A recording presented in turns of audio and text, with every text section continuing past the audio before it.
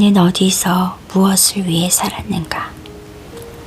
인생을 어느 정도 살다 보면 어떤 곳에 가든 실제로 내가 살기에 적합한 곳인지를 가늠해 보게 된다. 나도 내가 사는 지역에서 20km 반경에 있는 시골 마을을 전부 고려 대상에 넣고 상상으로나마 모든 농장을 내 소유라고 가정해 보았다. 농장 대부분의 매매 가격을 알고 있었고 돈만 주면 언제든 매입할 수 있었기 때문이다.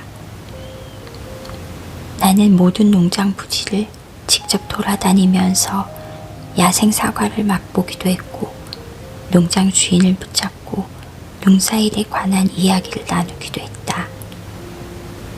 또한 농장 주인이 부르는 가격이 얼마가 됐건 그 돈을 주고 농장을 사서 다시 그에게 저당을 잡히는 상상도 해보았다.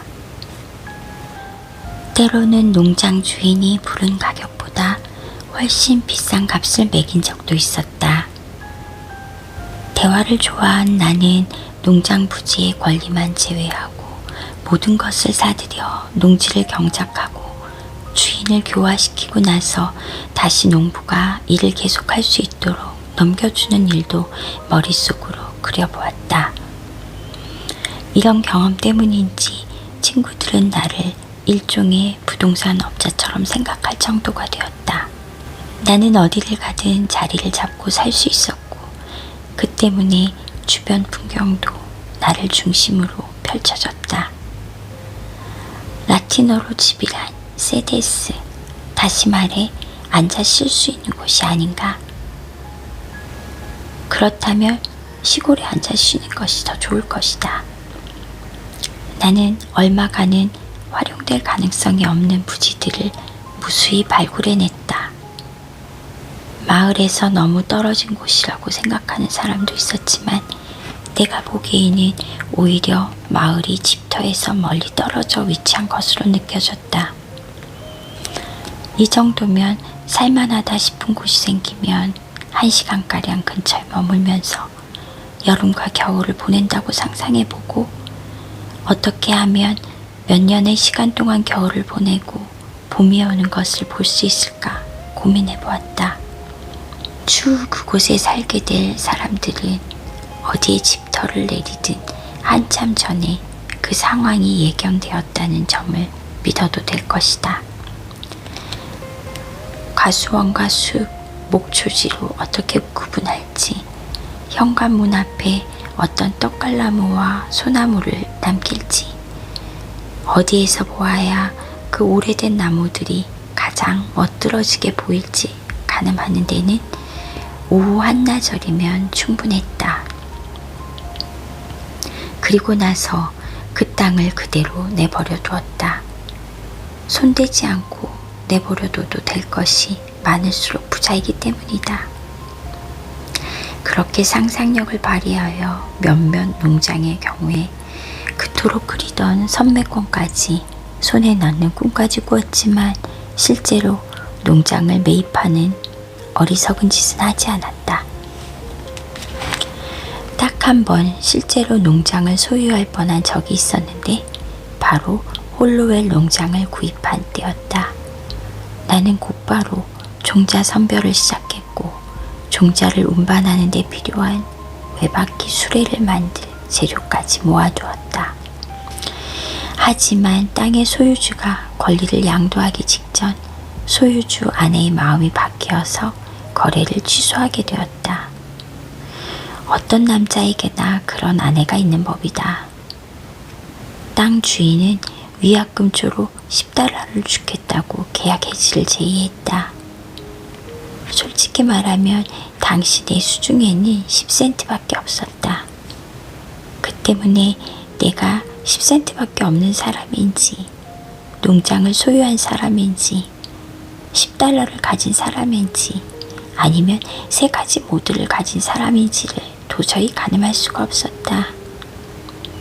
하지만 나는 농장을 소유한다는 꿈을 꾸는 것 자체를 충분히 즐겼기에 주인이 위약금은 물론이고 농장 역시도 그대로 넘겨주겠노라고 말했다. 더 정확히 말하자면 자비심을 베푼다는 기분으로 농장을 주인에게 되팔고 10달러도 선물로 주었다고 말하는 편이 나을 것이다. 그래도 내 수중에는 10센트가 그대로 남아있었고 선별을 마친 종자와 외바퀴 손수레 제작 재료가 그대로 남아있었다. 그 덕분에 나는 가난한 처지에도 아무 손해 없이 잠시나마 부자 행세를 할 수 있었다.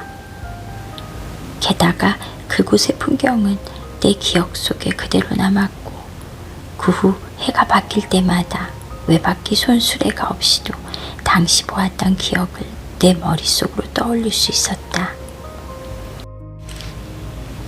경치에 대해 이야기하자면 나는 내가 측량한 모든 곳의 군주이며 그에 대한 권리에 의구심을 품은 사람은 아무도 없다. 어느 시인이 농장에 가장 가치 있는 곳을 즐기고 다시 떠나는 모습을 자주 본 적이 있었는데 무뚝뚝한 농장 주인은 그 시인이 야생 사과를 몇 개 따갔을 거라고 생각한 모양이었다. 시인은 자신이 눈에 담은 농장을 하나의 운율로 엮어서 비록 눈에 보이지는 않지만 멋진 울타리 안에 담아서 젖을 짜고 나서 둥둥 떠오른 찌꺼기를 걷어내고 크림은 모두 가져가고 찌꺼기만 농장 주인에게 남겨놓았지만 주인은 그런 사실조차 전혀 알지 못하고 있다. 홀로웰 농장이 가진 진정한 매력은 바로 마을에서 한참 떨어진 곳에 자리하고 있다는 것이었다. 약 3km, 제일 인접한 곳의 이웃과도 1km 가까이 떨어져 있었고 그마저도 널찍한 밭과 도로가 그 사이를 가로지르고 있었다. 다음으로는 농장의 경계를 따라 강이 흐르고 있었다는 점인데 농장 주인은 강에서 안개가 피어올라 봄에 서리 걱정을 할 필요가 없다고 말했지만 나로서는 아무래도 상관이 없었다. 잿빛으로 거의 폐허 직전의 상태로 허물어진 집과 헛간 그리고 반쯤 무너져 내린 울타리에 관한 생각도 농장 주인과 나의 생각이 전혀 달랐다. 게다가 토끼들이 갉아먹어서 속이 비고 이끼로 뒤덮인 사과나무를 보면 주위에 어떤 이웃들이 사는지 가늠해 볼 수 있었다.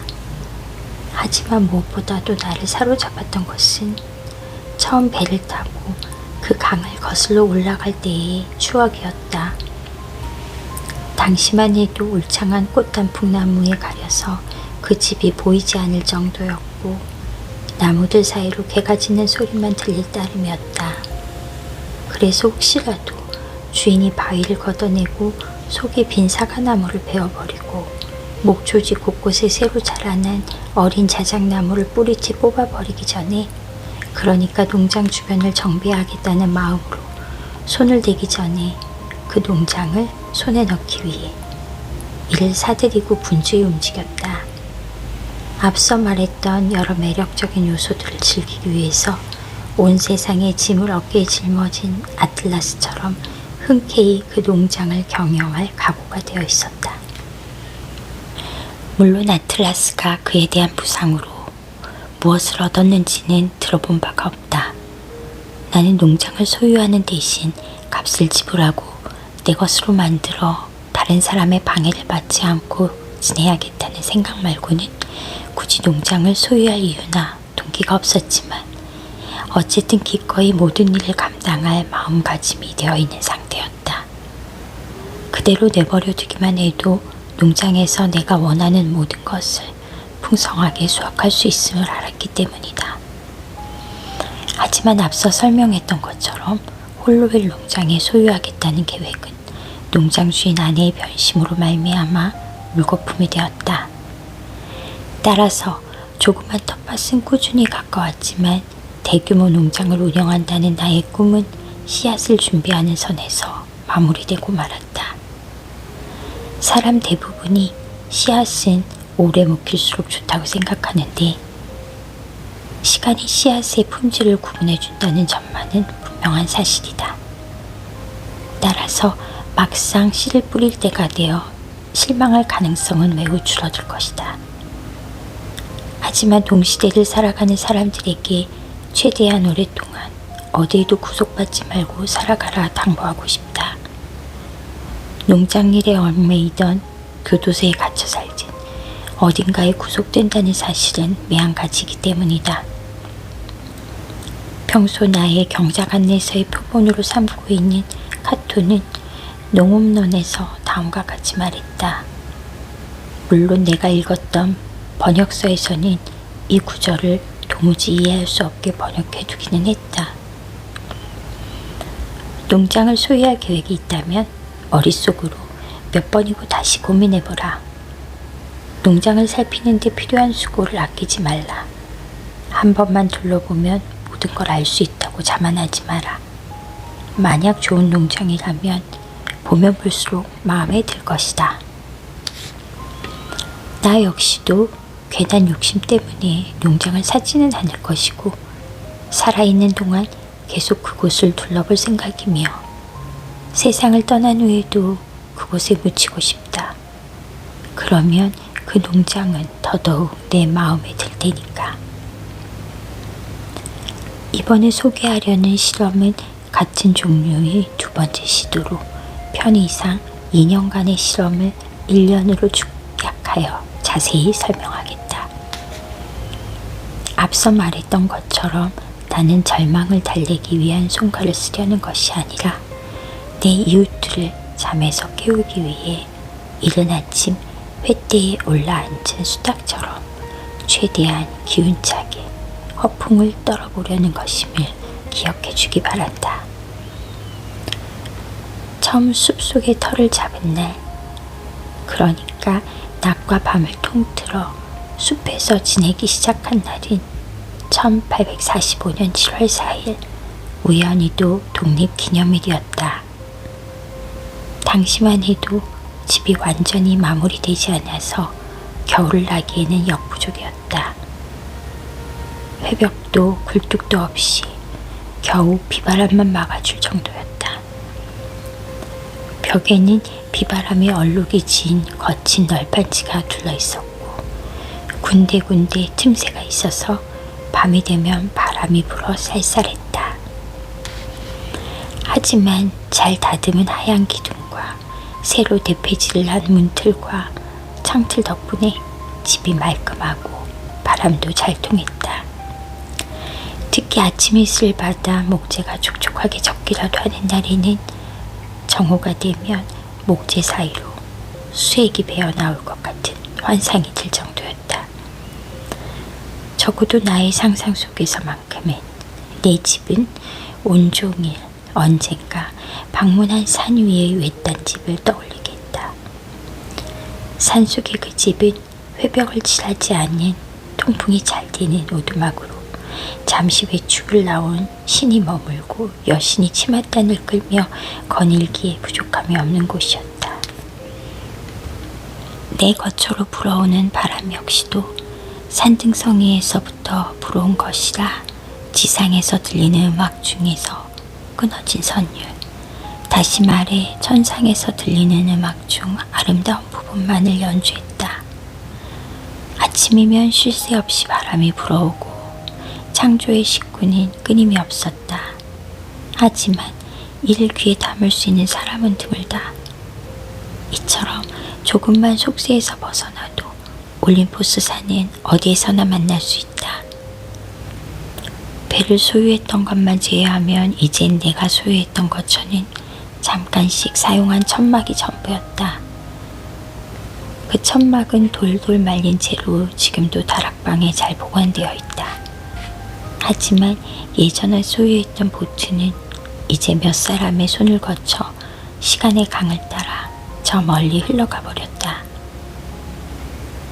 나로서도 보트보다 더 좋은 거처를 마련했으니 세상 속에 정착한다는 면에서는 꽤 진전을 이룬 셈이었다. 별다른 거치장이 되지 않는 이 집은 나를 에워싼 일종의 결정체였으며 주인에게 합당한 반응을 보여주었다. 바람을 쐬기 위해서 굳이 집 밖에 나갈 필요도 없었다. 집안의 공기가 언제나 신선함을 잃지 않았기 때문이다. 마치 집안이 아니라 문 뒤에 앉은 기분이었고 심지어 비가 내리는 날에도 그랬다. 하리반사에서 말하기를 새가 없는 집은 간이 되지 않은 고기와 같다고 말했다. 내 집은 그렇지 않았다. 어느새 나는 온갖 새와 이웃이 되어 있었다. 일부러 새들을 잡아서 가둬두었기 때문이 아니라 그저 새들이 내 주변에 둥지를 틀었기 때문이다. 나는 정원과 과수원을 쉴 새 없이 드나드는 새들뿐만 아니라 마을 사람들에게는 노래를 불러주지 않는 숲속의 새들인 티티새, 개똥지바퀴, 풍금조, 방울새, 속독새 등과 가까운 사이가 되었다. 나는 콩고드 마을에서 남쪽으로 1.6km 정도 떨어진 조그만 호숫가에 자리를 잡았다. 마을보다 지대가 조금 높고 콩고드 마을과 링컨 마을 사이에 있는 널찍한 숲속의 한가운데로 이른바 콩고드 전쟁터로 알려진 들판에서 남쪽으로 3km 정도 떨어진 곳이었다. 하지만 나의 조그만 집은 숲속에 거의 덮여 있어서 다른 곳과 마찬가지로 맞은편 호수와는 1km 밖에 떨어져 있지 않았지만 그 호숫가가 제일 멀리 떨어진 지평선이었다. 처음 일주일 동안은 호수를 바라볼 때마다 높은 산허리에 있는 호수가 마치 바닥이 다른 호수의 수면보다 높이 위치한 것처럼 느껴졌다. 아침에 해가 뜨면 호수는 뿌연 안개옷을 벗어던지고 은은한 잔물결과 햇살에 반사된 매끄러운 수면을 드러내곤 했다. 뿌연 안개는 어두운 밤의 비밀 회동을 마친 유령처럼 살그머니 숲속으로 모습을 감추었다. 산허리에 위치해 서 있지 아침 이슬도 다른 곳에 비해 꽤 늦은 시간까지 나뭇잎에 맺혀 있었다. 8월이 되어 폭우가 오락가락하는 사이 이 조그만 호수는 나의 가장 소중한 이웃이 되어 주었다. 그동안 공기와 물은 아무 미동이 없었고 하늘에는 구름이 가득했다. 낮에도 밤처럼 고요했고 주위에서 지저귀는 새소리가 들려오는 곳이었다. 이 시간에 호수가 가장 잔잔한 법이다. 호수 위로 들이운 맑은 공기층은 얕고 구름으로 지쳐져 있지만 수면 위에는 따스한 햇살과 그림자가 가득 차 있어 그 자체로 소중하다. 최근에 나무를 베어낸 근처 언덕 위에서 바라보면 호수 너머 남쪽으로 드넓게 뻗은 언덕들이 시원한 풍경을 자아내고 서로 마주하고 있는 언덕의 경사면은 우거진 골짜기를 지어서 호수 쪽으로 졸졸 물이 흐를 것 같지만 실제로는 그렇지 않았다. 그쪽으로 푸르게 우거진 언덕들 사이로 혹은 언덕들 너머로 고개를 돌리면 한층 더 녹음이 우거진 높은 산들이 멀리 눈에 들어왔다. 또한 까치발을 딛고 서면 북서쪽으로 더욱 푸르고 멀리 솟은 봉우리들을 얼핏 볼 수 있었는데 마치 천상에서 빛바래지 않은 푸른색 물감으로 찍어낸 동전처럼 보였다. 이곳에 있었는 마을 한쪽 귀퉁이도 볼 수 있었다. 하지만 다른 방향에서는 내 집을 둘러싸고 있는 숲만 보일 뿐 아무것도 눈에 들어오지 않았다. 근처에 물이 있으면 대지에 부력을 주어 땅을 띄워주기 때문에 좋다. 아무리 조그만 샘물이라도 그 안을 들여다보면 땅이 대륙이 아니라 섬이라는 점을 일깨워주기 때문이다. 이런 사실은 샘물이 버터를 서늘하게 유지해주는 것만큼이나 중요한 부분이다. 언덕마루에 올라서면 호수 너머로 펼쳐진 서드베리 초원이 한눈에 들어오는데 언젠가 홍수가 났을 당시 싱그리오 현상에 의해서 대야에 동전이 떠있는 것처럼 급류 몰아치는 골짜기가 붕 떠있는 듯한 모습을 볼 수 있었다. 게다가 언덕 꼭대기에서 서드베리 초원을 보면 호수 너머의 땅이 가운데 낀 얇은 빵 조각처럼 보여서 내가 사는 곳이 그저 메마른 대지에 불과하다는 사실을 다시금 깨달을 수 있었다. 집 밖에서 바라보는 풍경은 언덕 위에서 볼 때보다 훨씬 좁지만 그럼에도 갇혀있는 기분은 들지 않았다. 나의 상상력을 한층 고조시켜 널찍한 초원이 눈앞에 펼쳐져 있기 때문이다. 맞은편 호숫가에는 비탈을 따라 고원까지 이어져서 조그만 참나무들이 우거져 있고 이는 서부의 대평원과 몽골의 타타르 초원까지 길게 이어져 있어 떠돌이 생활을 하는 모든 인간에게 넉넉한 공간을 제공하고 있었다. 그것 때문일까? 다모다라는 자신이 키우던 가축들에게 더 넓은 목초지가 필요했을 때 다음과 같이 말했다. 드넓은 지평선을 자유롭게 뛰노는 사람을 제외하고는 세상 그 누구도 진정 행복하지 않다. 시간과 장소가 모두 바뀌면서 나는 우주에서 가장 매혹적이고 역사에 가까운 공간에 살고 있었다. 밤마다 천문학자들이 관측하는 수많은 별만큼이나 외따로 떨어진 지역에서 지냈다. 우리는 천상에서 멀리 떨어진 한 구석, 카시오페아의 의자 뒤로 세상의 소음과 소란에서 벗어난 즐거운 곳이 있을 거라고는 늘 상상하고 있었다. 나는 내 집이 우주에서 어느 정도 떨어져 있으면서도 동시에 언제나 새롭고 더럽혀지지 않은 우주의 어느 곳에 자리 잡고 있다는 사실을 깨달았다. 플레이아데스 성단이나 히아데스 성단 혹은 알데베란 별이나 견우성과 조금 더 가까이 사는 것이 정말로 가치 있는 일이라면 나는 실제로 그런 곳에서 살고 있었다. 적어도 내가 뒤에 남겨두고 온 삶으로부터 그만큼 멀리 떨어져 있었다. 그 때문에 가장 가까이에 사는 이웃에게도 나는 달빛이 비치지 않는 밤에나 겨우 보일 정도로 조그만 별 같을 뿐이었다. 바로 그런 곳을 나의 거처로 삼았다. 한 목동이 자랐다. 양떼가 주변을 거닐고 때가 되면 풀을 뜯어먹으며 드높은 산처럼 높은 생각을 품은 채로 만약 양떼가 목동이 생각한 것보다 더 높은 목초지를 찾아갔다면 그의 삶은 어떻게 바뀌었을까? 매일 찾아오는 아침은 자연처럼 소박하고 순결하게 삶을 살아가라고 나를 초대했다. 나는 그리스 사람처럼 새벽의 여신 아우로라를 숭배해왔다.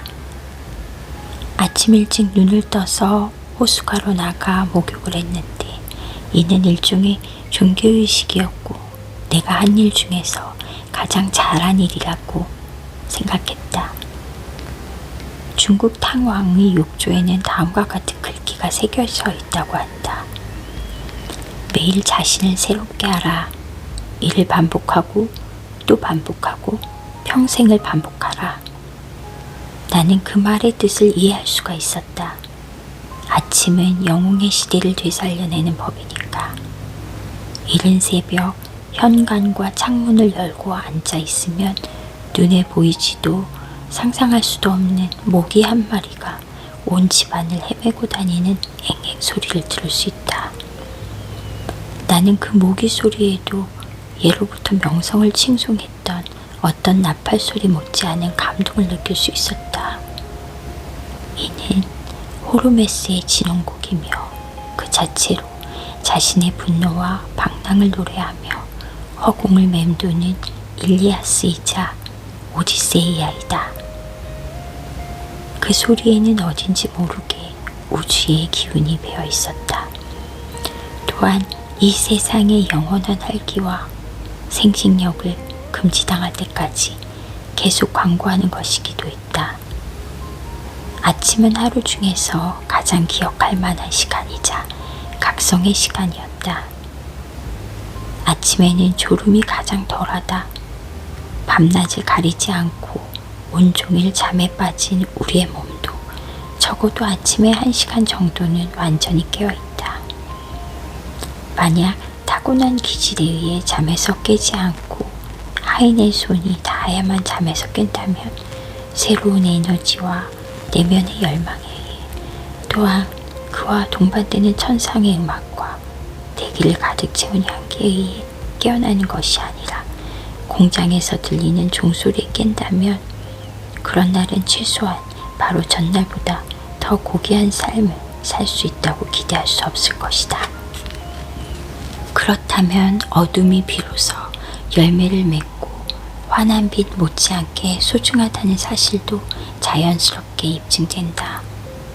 하루하루에 어제보다 더 이르고 신성하며 빛나는 새벽의 1시간이 포함되어 있다는 사실을 믿지 못하는 사람은 삶에 절망하여 어두운 내리막길을 걷고 있는 것과 같다.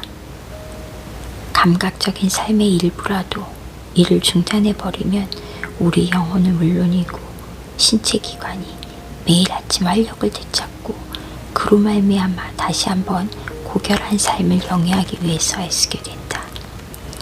모든 기억할 만한 사건은 아침의 대기에서 아침 시간에 벌어지는 법이다.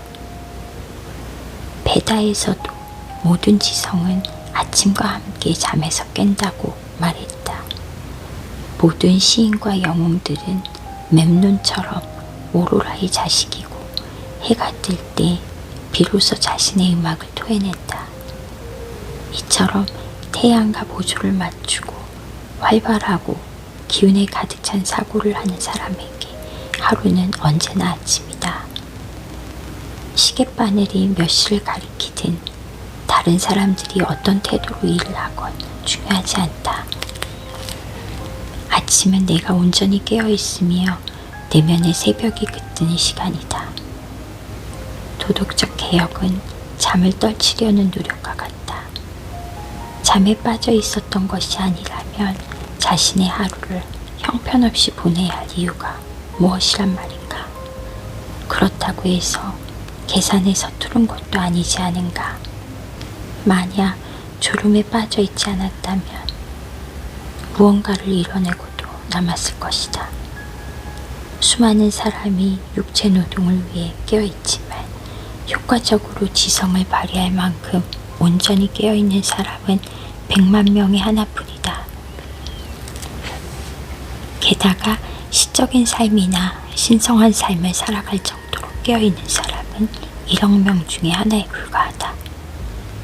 온전히 깨어있다는 것은 진정 살아있음을 의미한다. 나는 지금까지 제대로 깨어있는 사람을 만난 적이 없다. 만약 만났다고 한들 내가 그의 얼굴을 어떻게 똑바로 바라볼 수 있었겠는가? 우리는 깊이 잠들어 있다가도 기계적인 도움 없이 무한한 기대감으로 새벽에 잠에서 깨어나고 깨어있는 상태를 계속 유지하는 방법을 배워야 한다. 내가 아는 한 의식적인 노력을 통해 삶의 질을 향상시키는 능력을 지녔다는 사실보다 우리를 고무시키는 일은 없다. 어떤 그림을 그리거나 조각을 해서 대상을 아름답게 표현한다는 것은 매우 대단한 일이다. 하지만 우리를 감싸고 있는 대기를 조각하고 사물 자체를 그릴 수 있다면 이보다 더 영광스러운 일은 없을 것이며 우리는 분명히 일을 해낼 수 있다. 질적으로 고양된 하루를 만드는 것이야말로 최고의 예술이 아닐까. 누구나 사소한 부분까지 잘 관리하여 하루 중 가장 고결하고 소중한 시간을 깊이 깨닫고 자신의 삶을 가치 있게 만들 의무를 가지고 있다. 만약 우리가 얻는 빈약하기 짝이 없는 정도마저도 거부하고 무시해버린다면 신탁을 통해 우리의 끝이 어떻게 될지 정확히 알게 될 것이다. 나는 내가 바라는 대로 살고 삶의 본질적인 사실에 직접 부딪혀가면서 인생의 가르침을 터득할 수 있는지 알고 싶어서 숲으로 들어갔다. 또한 죽음을 목전에 두었을 때 헛되이 살아온 것을 후회하고 싶지 않았다. 나는 삶이 아닌 삶은 살고 싶지 않았다. 삶이란 무엇보다 소중하기에 불가피한 일이 아니라면 이런 목표를 쉽게 체념하고 싶지도 않았다. 나는 깊이 있는 삶을 살고 삶의 정수를 완전히 내 것으로 만들고 싶었으며 삶이 아닌 것은 모조리 파괴해버리고 스파르타 사람처럼 강인하게 살고 싶었다. 삶을 한 구석으로 몰아내어 길을 내려고 낯을 휘둘러 이를 가장 낮은 단계로 전락시킬 때 그리하여 삶이 천박한 것으로 판명이 난다면 그 천박함을 낱낱이 세상에 까발리고 싶었다. 반대로 삶이 숭고한 것으로 판명이 난다면 다음 여행에서 나 자신의 경험을 통해 깨달은 그 숭고함을 정확하고 충실하게 글로 전하고 싶은 심정이었다. 대부분의 사람은 우리 삶이 악마의 것인지 신의 것인지 제대로 알지 못하면서도 삶의 가장 큰 목적이 신을 찬양하고 신으로부터 영원한 즐거움을 얻는 것이라는 성급한 결론을 내리고 있는 것 같아. 우화에서는 우리가 오래전에 개미에서 인간으로 변했다고 하지만 여전히 우리는 개미처럼 비천하게 살아가고 있다. 게다가 소인적처럼 두루미들과 싸움을 벌인다. 이는 계속해서 잘못을 거듭하는 것이며 누더기를 거쳐 입는 꼴이다. 우리가 가진 최고의 미덕은 충분히 피할 수 있는 불행을 계기로 말미암아 발현된다. 우리의 삶은 별것도 아닌 일로 말미암아 서서히 낭비된다. 정직한 사람은 10손가락으로 셈을 할 필요가 없으며 부득이한 경우 10개의 발가락을 더하고 그래도 부족하면 대강 하나로 처리해버리면 된다. 단순하게 또 단순하게 이를 100이나 1000이 아닌 2개로 줄이고 100만까지 세는 대신 6가지만 세라. 계산하고 난 숫자는 엄지에 적어라. 문명화라는 험한 바다 속에서는 구름과 폭풍, 암초 등 온갖 것을 염두에 두어야 하기에 혹시라도 배가 침몰하여 항구로 들어가지 못하는 사태를 피하려면 추측항법으로 살아가야 한다. 따라서 계산에 능한 사람이 성공하게 되어 있다. 단순하게 또 단순하게 하루에 3끼를 먹는 대신 반드시 먹어야 한다면 한 끼만 먹어라. 100가지 요리 대신 5가지 요리로 만족해라. 이외의 것들도 그런 비율로 줄여나가라. 우리의 삶은 독일 연방과 비슷한 양상을 띈다. 여러 군소국으로 이루어진 독일은 스스로 국경이 변해서 독일인지조차 국경이 어디인지 제대로 알지 못한다. 우리도 이른바 내부적 개혁을 이룩했지만 실제로는 외부적이고 피상적인 것에 불과해서 정확한 계산과 가치가 있는 목표의 설정이 아직 이루어지지 못했다. 이로 말미암아 수많은 가구가 여기저기 널려있는 우리가 쳐놓은 덫에 걸린 격이 되어 사치와 낭비로 말미암아 거의 파산에 이른 상태이다. 이 나라를 이루고 있는 수백만의 가구도 이와 다르지 않다. 이렇게 위기에 처한 국가와 가정을 구할 유일한 해결책은 엄격한 절약을 통해 스파르타 사람보다 더욱 삶을 소박하고 단순하게 살며 목표를 고양시키는 것이다. 우리의 삶은 빠르게 변화하고 있다. 사람들은 반드시 무역해야 하며 얼음을 수출하고 전신으로 소식을 주고받아야 하며 시속 50km로 달려야 한다고 굳게 믿고 있다. 하지만 우리가 정말로 원숭이처럼 살아야 하는 건지 아니면 인간답게 살아야 하는 건지에 대해서는 제대로 알지 못한다. 만약 침묵을 내리고 철로를 깔고 또 밤낮으로 일에만 매달리지 않으며 그 대신 납땜을 하듯이 그때그때 삶을 개선한다면 누가 철로를 만들 것인가? 철로가 없다면 우리가 제 시간에 천국에 갈 수 있을까? 그렇다고 해서 집에만 처박혀서 일에만 매달려 있다면 그런 철로 자체가 무슨 소용이 있겠는가? 이는 우리가 철로 위를 달리는 것이 아니라 철로가 우리를 깔고 지나가는 꼴이다. 철로 밑에 깔린 침묵들이 무엇인지 생각해 본 적 있는가? 그 침묵 하나가 바로 인간, 그러니까 아일랜드 사람들이거나 뉴잉글랜드 사람들이다. 그들 위로 철로가 놓이고 다시 모래로 덮여 있으며 기차는 그 위를 미끄러지듯이 달리고 있다. 장담하건대 그들은 견고한 침묵이다. 몇 년을 주기로 새로운 침묵이 깔리고 그 위로 기차가 달린다. 따라서 어떠한 사람들은 철도 위를 달리는 즐거움을 누리지만 반대로 다른 사람들은 철로 아래 깔리는 불행을 겪게 되는 것이다. 혹여 잠에 취해서 걷던 사람, 그러니까 엉뚱한 위치에 놓인 침묵에 기차가 부딪히기라도 하는 날에는 승객들은 기차를 세우고 큰일이라도 난 것처럼 소리를 지르고 호들갑을 떤다. 나는 침묵을 제자리에 평평하게 유지하기 위해서 8km마다 인부들을 배치해야 한다는 사실을 알고는 매우 다행이다 싶었다. 이는 바닥에 깔린 침묵들이 언젠가는 다시 잠에서 깨어날 수 있다는 전조였기 때문이다. 왜 우리는 이렇게 분주히 삶을 허비하며 살아가야 하는가? 배가 고프기도 전에 배를 골아 죽겠다고 결심이라도 한 것 같다.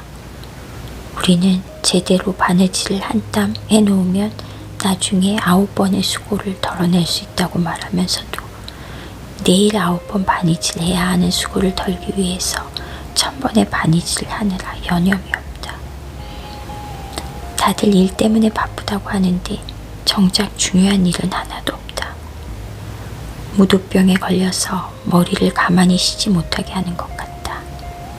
만약 화재가 나서 교회 종을 몇 번 잡아당기기만 하면 아침까지만 해도 일이 많다고 투덜대는 남자들은 물론이고 저기 외곽에서 일하던 남자들과 어린아이들과 여자들까지 만사를 제쳐놓고 종소리가 들리는 곳으로 몰려들 것이다.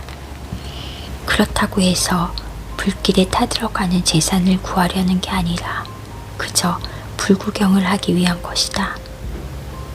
솔직히 불이라는 것은 어느 정도는 타야만 꺼지는데 누가 일부러 방화를 저지른 것도 아니기에 그저 진화 작업을 지켜보다가 폼이 난다 싶으면 슬그머니 끼어들 생각인 것이다. 마을 교회에 불이 났을 때도 마찬가지다. 점심을 먹고 30분가량 눈을 붙이고 일어나서 다른 사람들이 자신이 자는 사이 보초라도 서준 것 마냥 혹시 무슨 일이 났는지 묻는 사람도 있다. 30분마다 깨워달라고 부탁하는 사람도 특별히 할 일이 있어서 그런 부탁을 하는 것이 아니다. 그러면서 대가랍시고 자신이 꾼 꿈에 대해서 장황하게 설명을 한다. 하룻밤을 보낸 후에 새롭게 맞이하는 뉴스는 아침 식사만큼이나 빼놓을 수 없는 것이다. 뭐라도 좋으니 새로운 소식을 말해줘요. 어디에서 일하는 소식이든 상관없습니다. 그런 심정으로 커피와 빵을 먹으면서 신문에 난 기사를 꼼꼼히 읽어내려간다. 신문에는 와시토강에서 한 남자가 누나를 뽑혔다는 기사가 실려있지만 정작 신문을 읽는 당사자는 자신이 어둡고 그 깊이를 알 수 없는 거대한 동굴 속에 살고 있으며 이미 한쪽 눈이 퇴화하여 이제는 흔적만 남아있다는 사실을 꿈에도 알지 못하고 있다. 나로 말하면 우체국이 없어도 불편 없이 지낼 수 있다. 굳이 우체국을 통해서까지 연락을 주고받아야 할 일은 별로 없다고 생각한다. 비판적으로 말하면 평생을 통틀어 우표값을 하는 편지는 고작 한두 통밖에 받지 못했다. 1페니 우편 제도란 1페니 줄 테니 지금 무슨 생각을 하는지 말해줘 하는 농담처럼 던지는 말이었는데 정말로 1페니를 내는 제도로 굳어진 것이다. 신문에서도 꼭 기억해 두어야 할 만한 소식을 읽은 적이 없다. 보통은 강도를 당했다거나 살해당했다거나 사고로 죽었다는 소식이 아니면 집이 화재가 나서 배가 침몰하고 기선이 폭발했다는 뉴스이거나 소가 철로에서 기차에서 치였거나 미친 개가 죽었거나 한겨울에 메뚜기 떼게 침몰했다는 등 뉴스라 한 번만 읽고 나면 다시 읽을 필요가 없다. 한 번이면 충분하다. 원칙만 제대로 알고 있다면 무수한 사례와 적용법에 신경을 써야 할 이유가 무엇이란 말인가. 철학자에게 일반적인 뉴스는 한낱 가십에 불과하고 그런 소식을 편집하고 읽는 사람은 차를 마시는 나이든 아주머니들 뿐이다. 하지만 이런 가십에 목숨을 거는 사람들도 적지 않다. 언젠가 들은 바로는 해외에서 속보가 들어왔는데 외국의 소식을 알리고 사람들이 구름대처럼 몰려드는 바람에 그 무게를 이기지 못하고 신문사 건물의 커다란 유리가 몇 장이나 깨진 적도 있다고 했다. 하지만 진지하게 생각해보면 그런 외국의 속보 정도는 어느 정도 감각을 갖춘 사람이라면 12개월 아니 12년 전에도 충분히 정확하게 전달할 수 있었다. 스페인을 예를 들면 돈 카를로스와 인판타 공주, 돈 페드로와 세비야, 그라나다 같은 인명 및 지명들, 물론 내가 신문을 끄는 이유로 이름이 바뀌었을 수도 있지만 아무튼 이런 해외 가십들은 때맞추어 적당한 비율로 집어넣고 별다른 기사거리가 없을 때에는 투유에 대한 뉴스로 대신하는 방법만 터득하면 문자 그대로 정확한 기사가 될 것이다. 그러면 똑같은 제목으로 간결하고 명료하게 실린 기사만큼이나 스페인의 정확한 상황과 혼란스러운 상태를 모두에게 전달할 수 있을 것이다. 영국의 경우를 보면 그 나라에서 마지막으로 의미 있던 뉴스는 1649년의 청교도 혁명에 대한 것이었다. 만약 영국의 1년 평균 농산물 수확량의 역사를 알고 있다면 돈을 벌기 위해서 농산물에 투기하는 게 아니라면 영국의 평균 수확량에 대해서는 굳이 신경 쓸 필요가 없다. 신문 기사에 별 신경을 쓰지 않는 사람이 판단하는 바로는 외국이라고 해서 특별히 새로운 사건이 자주 생기는 것은 아니다. 프랑스 혁명도 예외가 아니다. 새로운 뉴스, 세월이 지나도 절대 낡지 않는 것을 아는 게 더 중요하지 않을까. 중국 위나라의 대부 거백옥은 공자의 근황을 묻기 위해 사람을 보냈다. 공자는 자신을 찾아온 사자를 옆에 앉히고 이렇게 물었다. 자네 주인은 요즘 어찌 지내시나? 그러자 사자가 공손히 대답했다. 주인님은 허물을 줄이려고 노력하고 계시는데 그게 쉽지는 않으신 것 같습니다. 사자가 떠난 후 공자가 말했다. 훌륭한 사자로다. 정말 훌륭해. 목사도 일주일의 마지막 날인 휴일 일요일에 지루한 설교로 피곤한 농부들의 귀를 괴롭혀서는 안 된다. 일요일은 용기를 가지고 한 주를 시작하는 날이 아니라 힘들게 보낸 일주일을 잘 마무리하는 날이기 때문이다. 차라리 큰 소리로 멈춰요. 그만해요. 겉보기에는 몸이 날렵한데 왜 그렇게 행동이 느립니까? 라고 외치는 게 나을 것이다. 요즘 세상은 거짓과 망상이 건전한 진리로 여겨지고 진실은 거짓으로 여겨진다. 만약 인간이 진실만을 추구하고 쓸데없는 허상에 빠져들지 않는다면 우리의 삶은 기존에 아는 것과 다르게 동화나 아라비안 나이트처럼 흥미진진하게 느껴질 것이다. 불가피한 것과 반드시 존재해야 하는 것들만 존중한다면 거리마다 음악과 시가 울려 퍼질 것이다. 너무 서두르지 않으며 여유를 가지고 지혜롭게 산다면 위대하고 가치 있는 것만이 영원하고 절대적인 존재라는 사실을 깨닫게 될 것이고, 사소한 두려움과 소소한 쾌락은 그저 현실의 그림자에 불과하다는 사실을 알게 될 것이다. 바로 이러한 삶은 우리의 기운을 북돋우는 숭고한 것이라고 할 수 있다. 그런데 우리는 두 눈을 감고 잠시 취해 있거나 겉모습에 쉽게 현혹당하며 판에 박힌 일상과 관습 속에서 벗어나지 못한다. 이는 껍데기뿐인 환상에 불과하다. 아이들은 삶을 하나의 놀이로 보기 때문에 오히려 어른보다 인생의 참된 법칙과 관계를 명확히 분간한다. 어른들은 삶을 가치 있게 살지도 못하면서 그동안 쌓아온 경험 때문에, 그러니까 실패를 통해 뭔가 터득했다고 믿으면서 아이보다 현명하다고 자부한다. 하지만 나는 인도의 경전에서 다음과 같은 글을 읽은 적이 있다.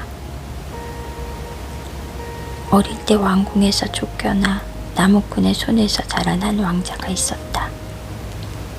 그는 나무꾼과 함께 자랐기 때문에 자신이 미개한 종족의 일원이라고 생각했다. 그러다가 왕궁의 대신이 왕자를 발견하고는 그의 진짜 신분에 대해 알려주었다. 그제야 청년은 자신의 신분에 대한 오해를 풀고 왕자라는 사실을 깨닫게 되었다. 인도의 철학자는 다음과 같이 덧붙였다. 인간도 자신이 처한 환경의 영향을 받기 때문에 타고난 본성을 제대로 인지하지 못한다. 그러다 결국에는 고결한 스승을 만나 진실을 알게 되면 그제야 자신이 브라마, 즉 영적인 존재라는 사실을 깨닫게 된다. 뉴잉글랜드 사람들이 비천한 삶을 사는 이유는 세상의 본질을 제대로 꿰뚫어 보지 못하기 때문이다. 우리는 존재하는 것처럼 눈에 보이는 것을 실제 존재한다고 믿는다. 누군가 우리 마을을 지나면서 겉모습만 본다면 마을의 물레방앗간은 어디로 가겠는가? 만약 그가 자신이 본 것을 우리에게 있는 그대로 설명한다고 해도 그곳이 어디인지 절대로 알아차리지 못할 것이다. 회관, 법원, 교도소와 상점, 그리고 집을 보라. 진실의 눈으로 그것을 보았을 때 그것이 정말로 무엇인지 설명해 보라. 진실의 눈으로 그것들을 설명하려고 들면 모두가 산산이 흩어지고 말 것이다. 사람들은 진실이 저만치 멀리 있다고 생각한다. 다시 말해 우주의 저편, 제일 먼 별 뒤쪽에 최후의 인간보다 이후이며 아담보다는 이전에 존재했던 거라고 믿는다. 물론 영원에는 진실하고 숭고한 무언가가 존재하고 있다. 하지만 이 모든 시간과 장소 그리고 다양한 경우의 수는 바로 지금 여기에 있다. 신 역시도 지금 이 순간 궁극에 닿아 있으며 시간의 흐름 속에서 지금보다 더 신성한 때는 없다. 그러므로 우리를 애워싼 진실을 끝없이 받아들여 완전히 젖어들여야만 비로소 그 숭고하고 고결함을 이해할 수 있다. 우주는 끊임없이 고분고분 우리의 생각에 답을 보낸다. 조금 빨리 가든 아니면 천천히 가든 우리 앞에는 인생이라는 여정에 놓여 있다. 그러니 이러한 사실을 마음속에 품고 살아야 한다. 비록 시인이나 예술가가 머릿속에 아름답고 흠집 없는 구상을 떠올리지 못했더라도 그의 후손 중 누군가는 이를 완성해낼 수 있을 것이다. 하루를 자연처럼 유유히 흘러가듯 살아보자. 철로 위에 떨어지는 견과류 껍데기나 모기 날개 때문에 탈선하는 기차처럼 쉽게 흔들리지 말라. 아침 일찍 잠에서 깨어 식사하고 마음을 다잡고서 평온하게 시간을 보내라. 친구가 가든 오든 상관하지 말고 종이 울리든 아이가 울든 개의치 않으면서 하루를 지내보자. 왜 거센 물살에 휩쓸려 떠내려 가려고 하는가? 해가 중천에 떠있는 정오의 얕은 여울에 자리한 점심이라는 무서운 급류와 소용돌이에 휩쓸리고 압도당하지 말자. 이런 위험을 이겨내기만 하면 우리는 안전하다. 이후로는 내리막길만 있을 테니까. 한시도 긴장의 끈을 놓지 말고 아침의 활력을 간직한 채로 율리시스처럼 돛대에 몸을 고정하고 거센 급류를 피해 다른 항로로 나아가자. 경적이 울리면 목이 쉴 때까지 소리치도록 그냥 내버려둬라. 종이 울린다고 해서 우리가 달려나가야 할 이유는 무엇인가? 종소리를 그저 음악이라고 생각할 수도 있을 텐데 말이다. 지금부터 우리는 마음을 가다듬고 여론과 편견, 전통과 망상이라는 껍데기를 쓰고 있는 진흙탕, 다시 말해 지구를 덮고 있는 모래톱을 헤치고 나가야 한다. 그렇게 파리와 런던, 뉴욕과 보스턴, 콩고드를 지나서 다시 교회와 지역을 지나 시와 철학 그리고 종교를 거쳐 마침내 실체가 있는 단단한 바닥과 바위에 닿을 수 있을 것이다. 그곳이야말로 바로 여기야 분명해 라고 외칠 수 있는 곳, 진실이 존재하는 곳이다. 그리고 나서 홍수와 서리, 불 아래 성벽과 국가, 그리고 안전한 가로등을 설치할 근거지를 마련하고 나서 위성과 겉모습, 그리고 홍수가 진실을 얼마나 왜곡하고 있는지 미래 세대가 알 수 있도록 측정기를 설치해보자. 나일로미터처럼 유명무실한 측정기가 아닌 진실의 측정기, 즉 리얼로미터를 설치하라. 우리가 현실과 마주한다면 태양이 10m처럼 양쪽에서 빛난다는 것을 알게 되고 그 칼날이 우리의 심장과 골수를 파고드는 것을 느낄 수 있으며 그로써 우리는 행복하게 삶을 마무리할 수 있게 될 것이다. 만약 우리가 정말로 죽어가고 있는 것이라면 목구멍에서 가르랑대는 소리를 듣고 머리끝부터 발끝까지 차갑게 식어가는 것을 느껴보자. 그 후에도 살아있다면 해야 할 일이 열심히 하면 될 일이다. 시간은 가느다란 낚싯줄을 들이운 시냇물을 따름이다. 나는 그 시냇물로 목을 죽인다. 하지만 목을 죽이면서 모래바닥을 보며 그 깊이를 가늠한다. 시간은 얕은 냇물처럼 흘러가 버리지만 영혼은 그대로 남는다. 나는 더욱 깊은 곳의 물을 마시고 싶다. 조약돌처럼 별이 박힌 하늘의 시냇물에서 낚시를 하고 싶다. 나는 숫자도 알파벳의 첫 글자도 알지 못한다. 세상에 태어난 날만큼 현명하지 못한 것을 항상 후회해왔다. 지성이란 커다란 칼과 같다. 커다란 칼날로 세상의 비밀을 날카롭게 파고들기 때문이다. 나는 필요 이상으로 손을 분주히 놀리고 싶지 않다. 내 손과 발도 결국 머리이기 때문이다. 나는 최고의 능력이 모두 머릿속에 집약되어 있음을 느낄 수 있다. 어떤 동물은 주둥이와 앞발로 흙을 파헤치듯이 나는 뭔가를 찾기 위해서 머리를 사용하고 있음을 본능적으로 느낀다. 그래서 동물이 흙을 파헤치듯 머리로 언덕을 파헤쳐서 내 길을 찾을 것이다. 분명히 이 근처에 황금이 묻힌 광맥이 있을 거라고 생각한다. 나는 탐지용 막대기와 아지랑이처럼 피어오르는 증기를 보며 이를 판단할 것이다. 그리고 바로 이곳에서 나의 길을 찾기 시작할 것이다.